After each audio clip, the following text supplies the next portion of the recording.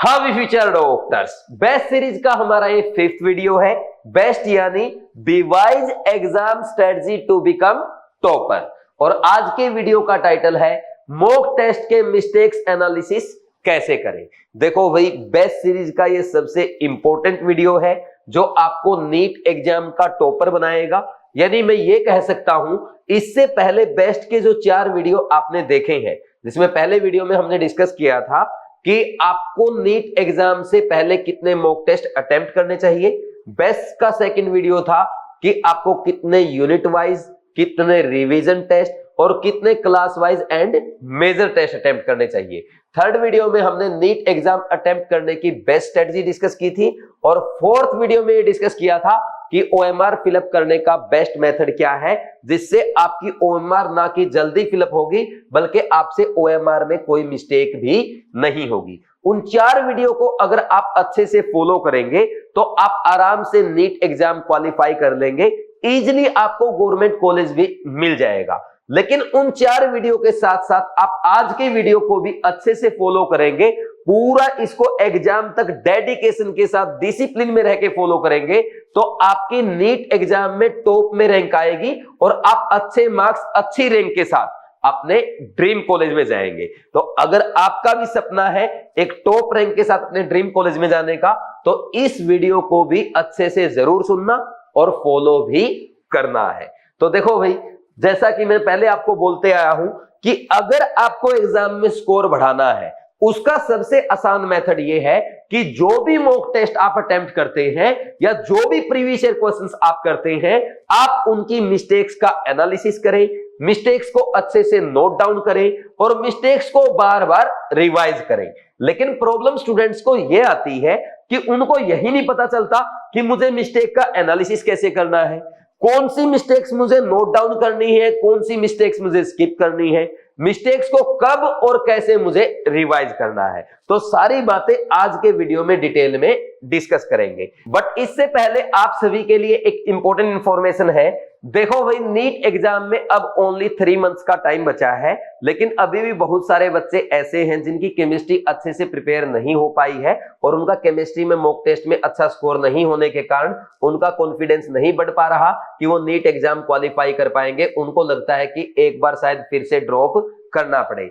अगर ऐसी कंडीशन आपकी है तो आपको घबराना नहीं है, बिकॉज 29 जनवरी से बीवाइज क्लासेस जवाहर नगर कोटा में मैं आपके लिए केमिस्ट्री का एक क्रैश कोर्स स्टार्ट कर रहा हूं, जिसमें 75 लेक्चर्स में आपको कंप्लीट केमिस्ट्री जीरो से स्टार्ट करके अच्छे लेवल तक पढ़ाई जाएगी। क्लास में ही एनसीईआरटी कवर कराई जाएगी। सबसे अच्छी बात यह है, फिजिकल, इनऑर्गेनिक और ऑर्गेनिक के साथ साथ प्रैक्टिकल केमिस्ट्री वाला पार्ट भी सारा ही मैं आपको पढ़ाऊंगा और इसमें जो भी आपका डाउट आएगा वो डाउट भी आप मेरे से क्लियर करेंगे। और जो बच्चा 29 जनवरी से पहले ज्वाइन करेगा उसको फी में स्पेशल डिस्काउंट दिया जाएगा। इसके लिए आप 7340250100 इस नंबर पे कॉल करके भी बात कर सकते हैं। अब कुछ स्टूडेंट्स ये भी रिक्वेस्ट कर रहे थे कि सर 29 जनवरी से कोटा में आप केमिस्ट्री का जो क्रैश कोर्स स्टार्ट कर रहे हैं उसको ऑनलाइन भी प्रोवाइड करें। तो आप सभी स्टूडेंट्स की रिक्वेस्ट पे फरवरी के फर्स्ट वीक में ये क्रैश कोर्स ऑनलाइन भी लॉन्च कर दिया जाएगा और इस पे जल्दी ही एक डिटेल्ड वीडियो भी मैं आपके लिए अपलोड करूंगा कि कैसे इसके लेक्चर्स आपको अटेंड करने हैं, क्या आपकी स्ट्रेटजी होनी चाहिए, कैसे कंप्लीटली इसको आपको फॉलो करना है और केमिस्ट्री में 180 आउट ऑफ 180 स्कोर करना है। एक और इंपॉर्टेंट इंफॉर्मेशन, जो बच्चा इस बार बीवाइज क्लासेस से केमिस्ट्री में 180 आउट ऑफ 180 स्कोर करेगा उसको बीवाइज क्लासेस की तरफ से 1 लाख कैश रुपीज इनाम भी दिया जाएगा।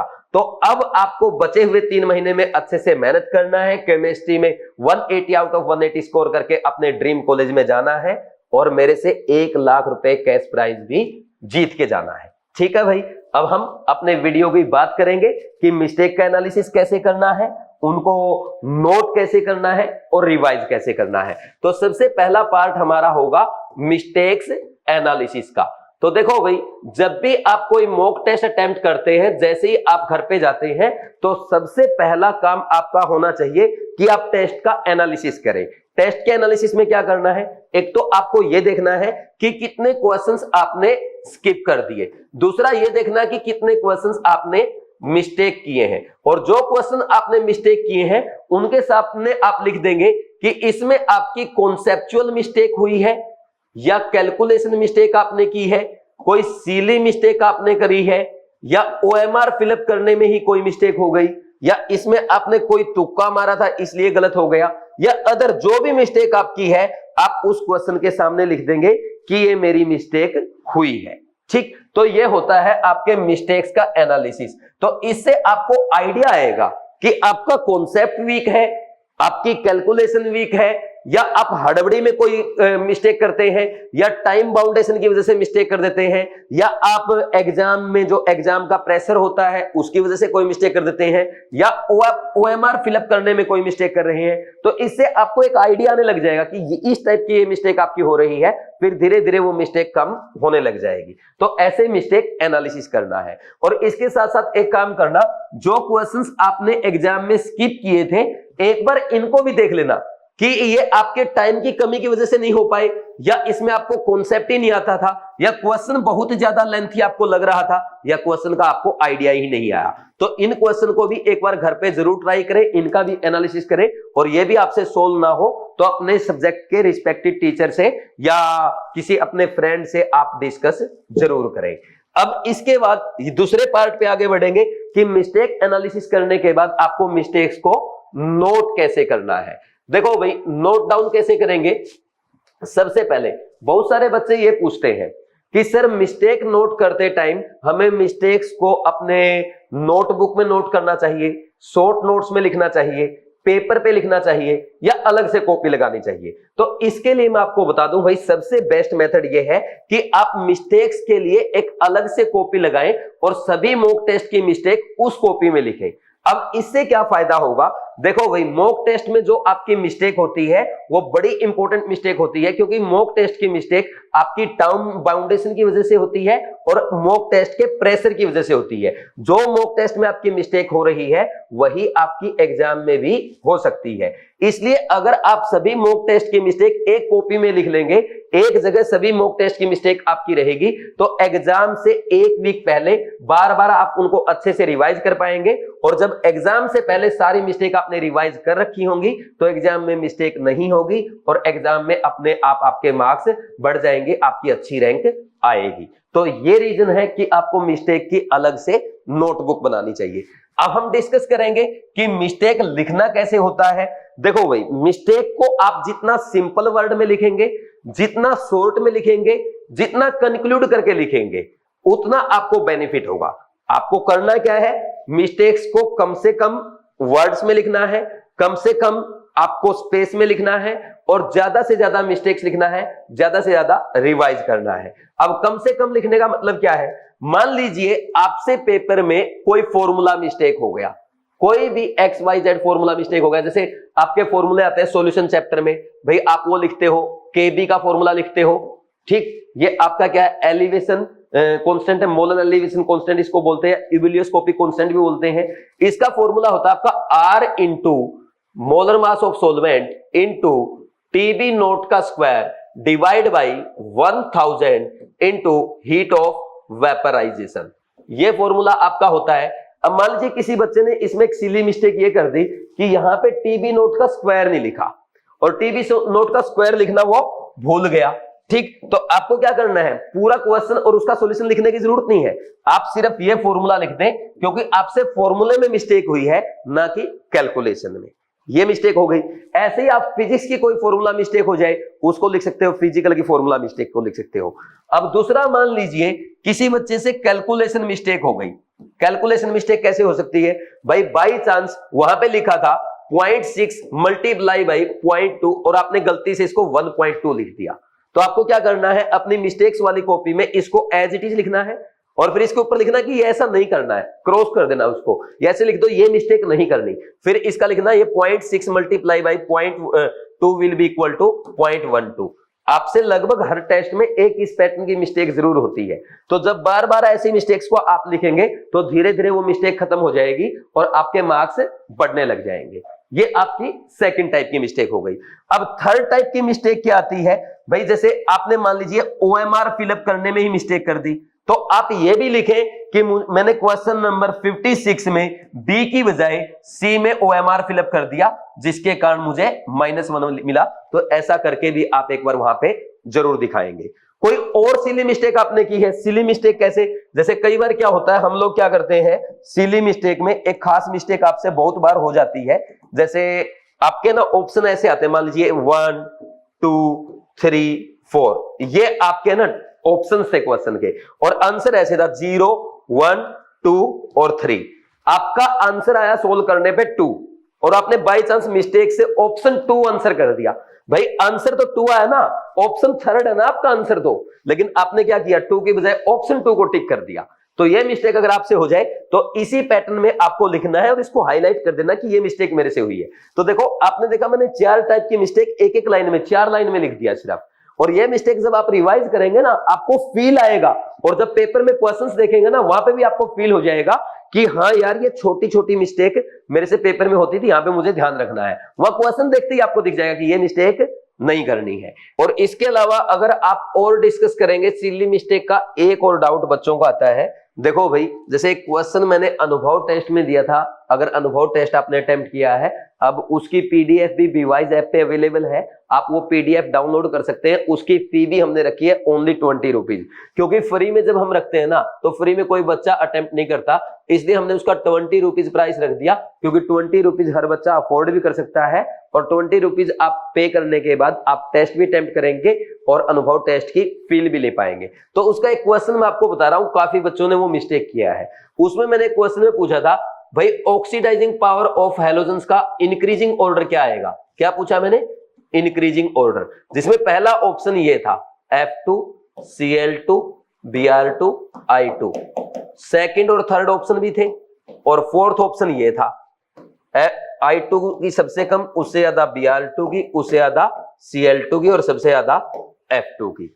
तो अब आप बताओ इसका आंसर क्या आएगा। मैंने आपसे पूछा है ऑक्सीडाइजिंग पावर ऑफ हैलोजेंस का इंक्रीजिंग ऑर्डर क्या आएगा। तो अब बच्चे क्या बोलते हैं, बच्चे बोले सर ये तो क्वेश्चन जो है बोनस होगा। बोला सर इसका आंसर 1 भी आएगा और 4th भी आएगा।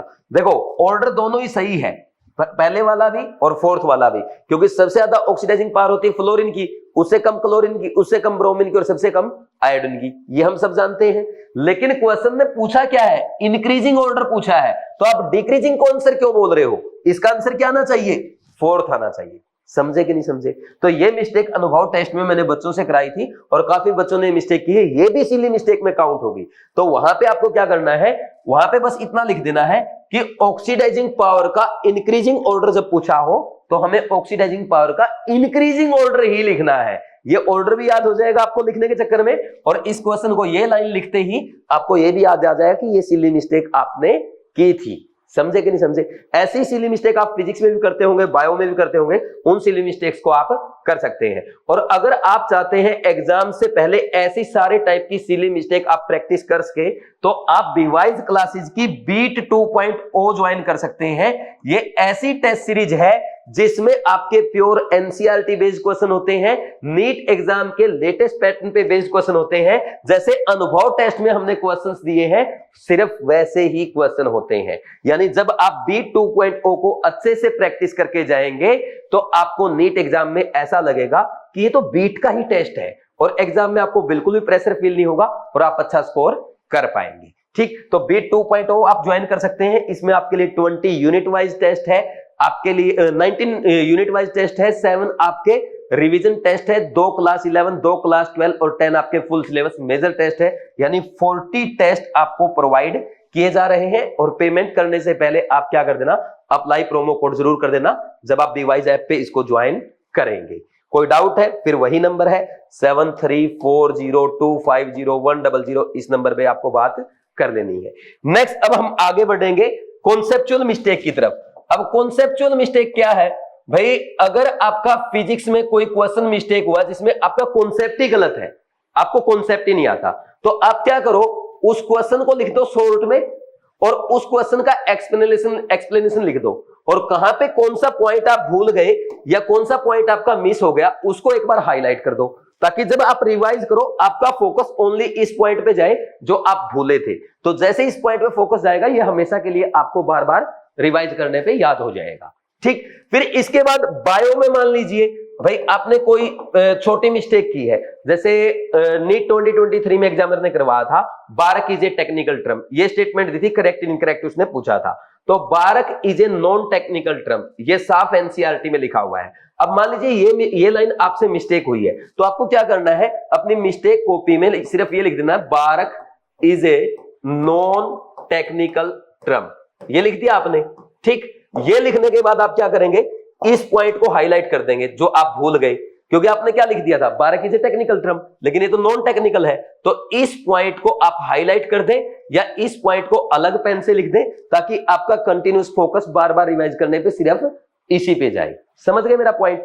फिर इसके बाद केमिस्ट्री में मान लीजिए आपसे इनऑर्गेनिक में या ऑर्गेनिक में, अच्छा बायो में भी कई बार ऐसा होता है, कोई एनसीईआरटी की लाइन है या एनसीईआरटी या कोई वर्ड है, वो आप भूल जाते हो, मिस कर जाते हो, मिस्टेक कर देते हो, तो आपको सिर्फ वो वर्ड लिखना होता है। या एनसीईआरटी की कोई लाइन मिस्टेक हो रही है, बार बार भूल जा रहे हो, सिर्फ एनसीईआरटी की वो लाइन लिखना है। कुछ बच्चे क्या करते हैं, पूरा कॉन्सेप्ट लिखने लग जाते हैं। कुछ बच्चे ये भी मिस्टेक करते हैं कि वो पूरा अपना टॉपिक ही लिख देते हैं, पूरा डायग्राम बना देते हैं, एनसीईआरटी की टेबल बना देते हैं। ऐसा नहीं करना है, जो आपसे मिस्टेक हुआ है सिर्फ उसी पे फोकस करना है, क्योंकि अगर आप मिस्टेक लिखेंगे तो बाकी रिवीजन नहीं कर पाएंगे, तो मिस्टेक रह जाएगी। मिस्टेक कम लिखो, मिस्टेक शॉर्ट में लिखो, ज्यादा से ज्यादा लिखो, ज्यादा से ज्यादा बार रिवाइज करो, ये कॉन्सेप्ट है। ठीक, फिर इसके बाद केमिस्ट्री का आ जाए, मान लीजिए आपकी कोई इनऑर्गेनिक में छोटा सा एनसीईआरटी का पॉइंट मिस्टेक हो गया, सिर्फ वो पॉइंट लिख दो। या आपसे मान लीजिए एनसीईआरटी कोई रिएक्शन आप भूल गए या उसमें मिस्टेक कर दी, तो सिर्फ एक लाइन में वो रिएक्शन लिख दो। जैसे फॉर एग्जांपल एक रिएक्शन मुझे याद आ रही है जो इस बार एग्जाम में आ सकती है, वो रिवाइज भी करा देता हूं, उसका नाम है होफमैन ब्रोमाइड रिएक्शन। तो आपको भी ट्राई करना है कि क्या आंसर होगा इसका। देखो भाई, सबसे पहले तो आप रिमाइंड करो होफमैन ब्रोमाइड रिएक्शन क्या होती है, और मेरे साथ साथ चाहे तो आप लिखने की प्रैक्टिस भी कर सकते हैं।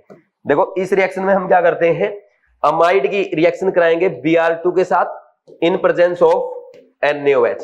तो आप जानते हैं क्या बनेगा, प्राइमरी अमीन बनता है जिसके पास अमाइड से एक कार्बन कम होता है। देखो अमाइड में जितने कार्बन है, प्राइमरी अमीन में प्रोडक्ट में आपका एक कार्बन कम होगा, साथ में बनेगा NaBr, Na2CO3 और वाटर, ये बनेगा।